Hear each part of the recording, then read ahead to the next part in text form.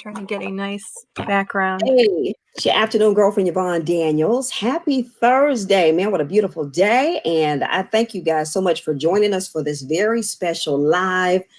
We are here today, of course, talking with our friends, partners, Great Lakes Bay Health Centers. We have got the Fund Development Coordinator, Jill Armentrout. Is that right? Yep, trout like the fish. Okay, there we go. And we have got the Great Lakes Bay Health Center's board member. She is the Assistant Secretary and patient, Tarshia Lewis. How are you ladies doing this afternoon? I'm fine. How are you? Wonderful, and so glad to have you all with us. We've got a very special event that's going to be coming up. It's going to be happening actually on Thursday, November 19th. It is the 5th annual Changing Lives Fundraiser 2020, a year of hope. It's going to be a virtual event, of course. This year, everything is kind of turning into the virtual thing. But this is something that you guys have been doing. And Great Lakes Bay Health Centers, you guys do so much in the community. And so we want to start off, before we talk about the fundraiser, we want to start off with talking about the services that Great Lakes Bay Health Centers offers for those of us in the community that may not know. So take it away. Thank you so much for this opportunity, Yvonne, and for being with us here. I am live from my basement, so that's exciting. Yeah, absolutely. We're really so excited to share our stories with everyone in the community, and Great Lakes Bay Health Center is a great resource across the whole region, across the Great Lakes Bay region. We have 32 centers, including mobile units that we take services to people, and we are your community health center in 7 counties. We take patients, really you can come from anywhere in the state, and we have a 16 county footprint. But we have, like I said, we have centers and mobile delivery services in 7 counties. Most of our sites are in Saginaw County, and our services are basically medical, dental, behavioral health. And we're unique because we can put all those services into one place and really take care of anyone. You know, we are quality healthcare for everyone is really our overall, slogan. And that means if you have Medicaid or Medicare, which is most of our patients, or if you have no insurance, which is about 1/4 of our patients, you are welcome. You're also welcome if you have private insurance. But we have added centers, we've added services based on the needs in our communities, and we continue to do that and always stay in touch with what are the root causes of needs in the communities. And we add things like vision care. We add things like physical therapy. We have added a lot of behavioral health counseling and psychiatry, substance use disorder treatment. Like I said, we have 3 dental buses that take care out. We have 1 mobile health unit that will be also getting a second with a grant coming up. And we're really just here to open our doors to anyone who needs our care. And especially now when people may be losing their jobs or losing insurance, they need to know they don't have to lose access to healthcare. It's key. It's key. Yeah. And so that's what we do. And so, so important during this time. And, as you talk about all that you offer, we've got, once again, Tarshia Lewis, and I hear you've been a patient for a while. So tell us from your perspective what Great Lakes Bay Health Centers has meant to you. It's meant a lot to me. Being a patient since I was like 16 years old, and seeing the growth of the company, and then being able to become a board member, seeing the actions that we take to jump when a pandemic or a situation comes. All of that has meant a lot to me, and it has really given me hope for our community. Wow. That's what you're calling this, the 20-year of hope. And who knew that we were going to be experiencing what we're experiencing now in November, even back in March. I think, we thought that this was only going to last for, 2 or 3 weeks, and it has turned into what it is now. So just with healthcare and all the things that are going on with the healthcare and, folks trying to keep their healthcare, and you guys provide quality healthcare for everyone. That is your slogan. So that means a lot. Do you see a rise, Jill, in the number of people that you're helping with this time, with the pandemic. You know, a lot of people are needing a lot of different types of services that maybe we've always needed, but even more so now. Screeners to do the paperwork. Mm-hmm. Currently, our operation, I know 2 days ago or a day ago at our Saginaw Testing Center, we did 200 or 340 tests, Wow. which is an absolute record. And, it's just been a lot. And we also have a site in Bay City at our Bayside Health Center, and also in Bad Axe at our Huron, our Thumb Area Health Center. So they are out there doing this work, and they're going to continue in the winter. And so we have to continue to figure out how to do that and keep everyone safe, keep moving the cars through. It has become, the demand has become pretty overwhelming, just because it really has, it's been, we know people are really wanting to know what's going on with the cases increasing. So that does mean tents and heaters. And we did move our site from our downtown Lapeer address because we're doing some renovations there. So now we are at 1417 Cumberland in Saginaw, doing testing there from 9 a.m. to 1. And people should come out early, because the waits, unfortunately right now the demand is really high. But so we do need the support to help keep that going. And we know that will be another logistical situation, and the flu shots now too. It's very important. We're figuring out some other ways to promote getting flu shots, all the safety equipment. So when we bring our patients back to our centers, we have to do it safely. And that includes, definitely a lot of work involving the screeners at our doors. So having the people to do that, and having all of the air exchangers, and the telehealth technology, making sure our patients have the technology to be able to communicate with us through telehealth. Yeah. And then behavioral health needs are really, really expanding as well. Okay. So the money has a lot of places to stretch out and go to make sure that you said everything is rolling and continues to roll safely. And I did just hear, I was telling someone recently that I hear that the governor now does not have the power to mandate masks. And so, of course, like you said, we're seeing an increase in number of cases of COVID-19, just that and coronavirus.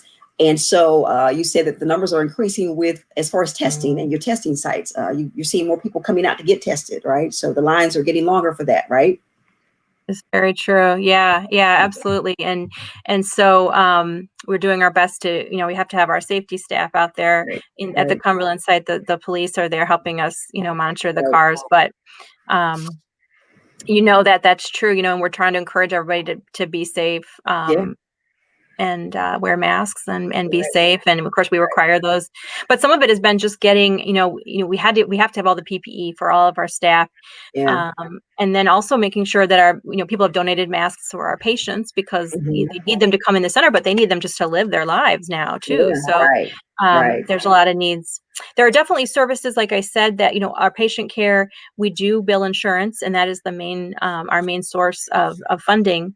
But then we have things that are not reimbursed, and that includes the transportation and the community health workers, and then all of the all the patients that are uninsured that come to us. So we're always working, and that's really, how we can balance everything out is to talk to our community and tell them about what we need, and let them help support us. And they have been, and we really do thank all the donors that have supported us this year and since we started this effort.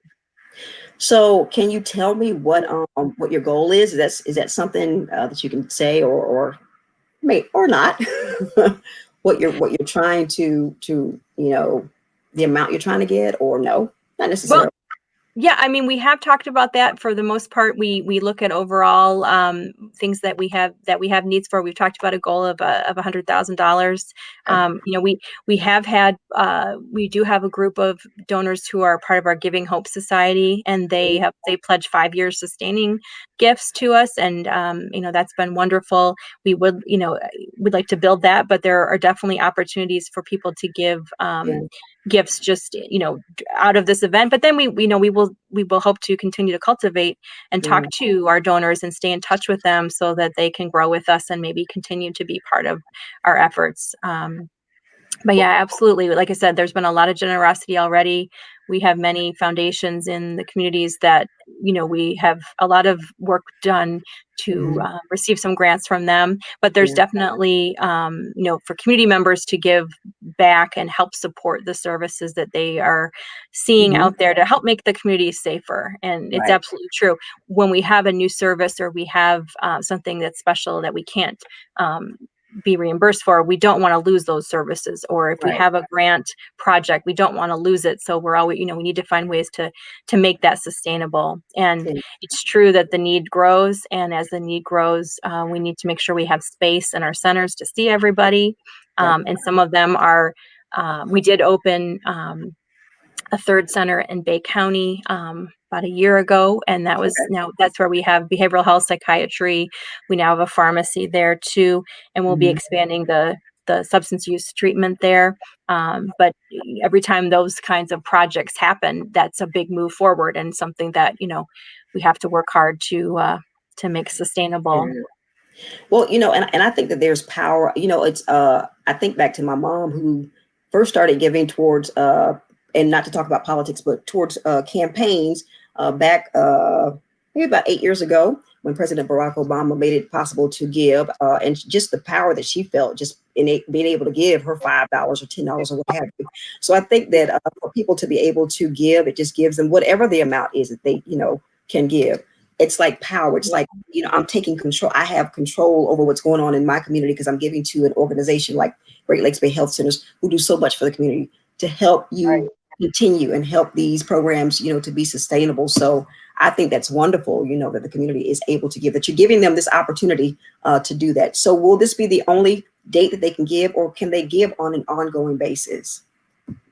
Yeah, we would love people to share the presentation. That'll be a video that will be on our website, and absolutely the opportunity to give through the website will always be there.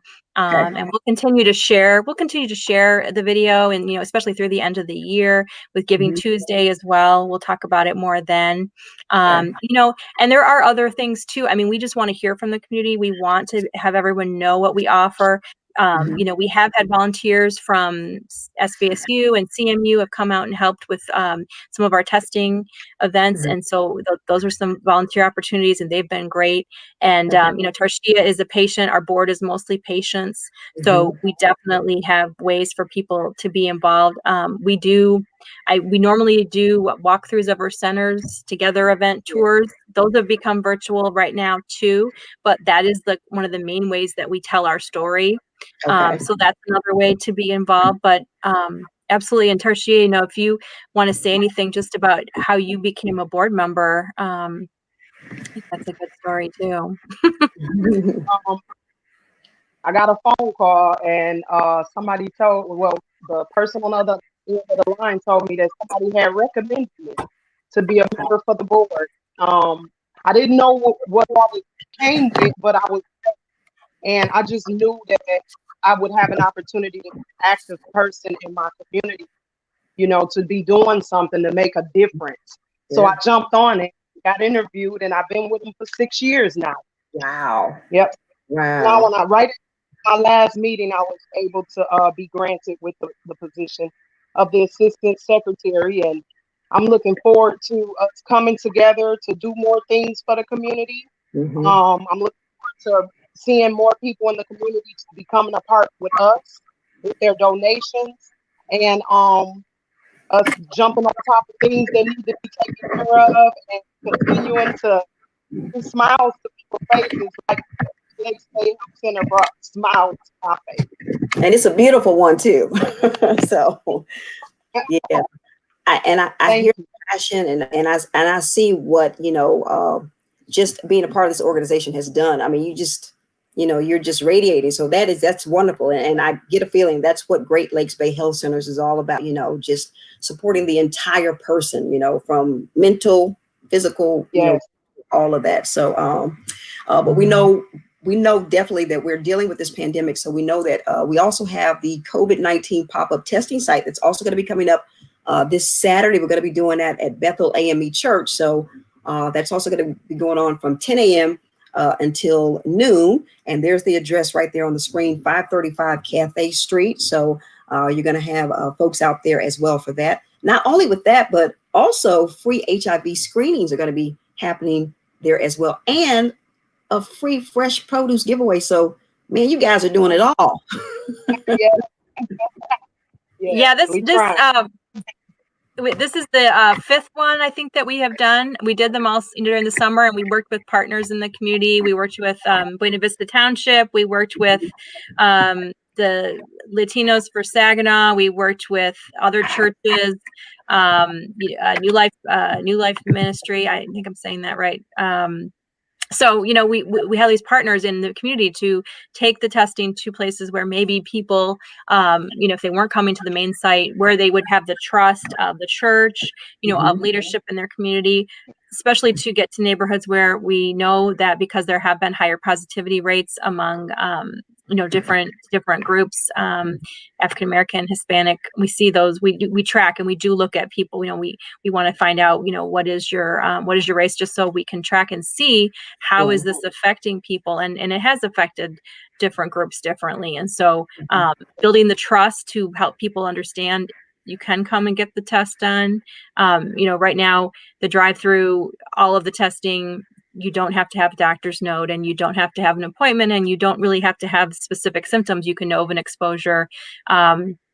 And we do bill insurance for the testing, but there's no charge when you pull up. You know, we do ask you to bring your insurance card. If you don't have insurance, just like with other services, we will be able to do that test for free. It's the nasal swab testing. And the event on Saturday at Bethel AME Church, that's a great partnership. We do expect a good number of people to come out. We're hoping for more than 100, maybe 150 people. In 2 hours, that's a lot of COVID testing to do. Yeah. But that will be a goal. And, you know, to get them there too, they can have the produce. Then the flu vaccine also will be available. So we're basically going to have and this is the most we've ever done at an event. And we started small. We still had good numbers, but, you know, just doing the testing. And then we wanted to add information. So we give out bags with information about our services, and we were promoting the census, and we were promoting voting. And then we added HIV testing, because we do have a whole health center just dedicated to HIV outreach, free testing, and treatment for HIV and AIDS as well. So that's our Hearth Home site. They'll be out there. We'll have our medical bus and some of our behavioral health team, and they actually will be able to do Narcan distribution. So those kits will be going out. So it's just going to be kind of an assembly line. You come on through, and you don't have to get out of your car, but we will offer all these different services to you. And we have a lot of staff volunteering, and you know, staff that'll be there. And we have a lot of volunteers from the church.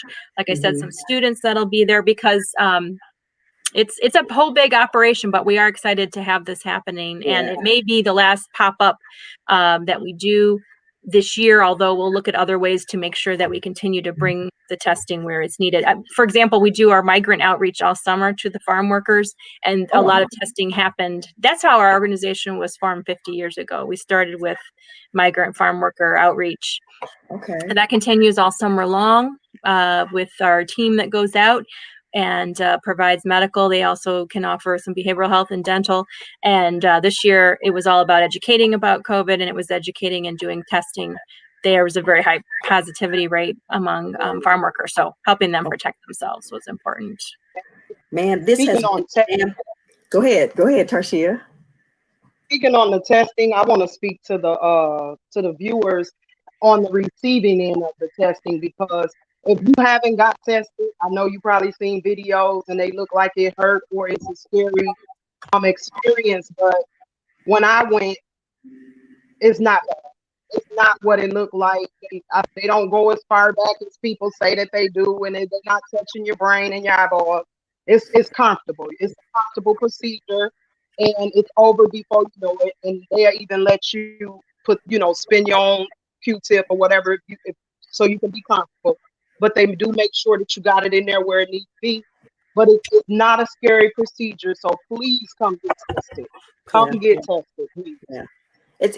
You definitely need to know your status. You definitely need to know that. And I just, man, I feel better than I did when I started this, because you guys do so much. This has been jam-packed with information. Once again, the 5th annual Changing Lives Fundraiser 2020, A Year of Hope, happening Thursday, November 19th, which is actually a week from today. The virtual event, we got the information there. You can go, like you said, you don't have to register, but you can go and watch the presentation. You can give, and you'll be able to give on an ongoing basis. And you guys, just all I can say is continue to do the good work that you're doing in the community and for all. I will be out there joining you this Saturday from 10 a.m. till noon. So I'm looking forward to that for sure. And I thank you all for joining us so much, those of you that are watching. And I just would really encourage you to share this. You can share it on your Facebook page. You can go to our KISS 107.1 YouTube channel and watch it. Just watch it from beginning to end. You're going to learn a lot about what Great Lakes Bay Health Centers does, about the fundraiser, and why you should give. I think we all should give because this affects all of us. So once again, Jill Armand-Trout, the Fund Development Coordinator, Tarshia Lewis, the Associate Secretary, I should say. Thank you guys so much for joining us, and keep a good fight. And I'll see you guys on Saturday, okay? Thank you. Thanks, Yvonne. Thanks, everyone. You. Thank you, Tarshia. Bye-bye. Thank you.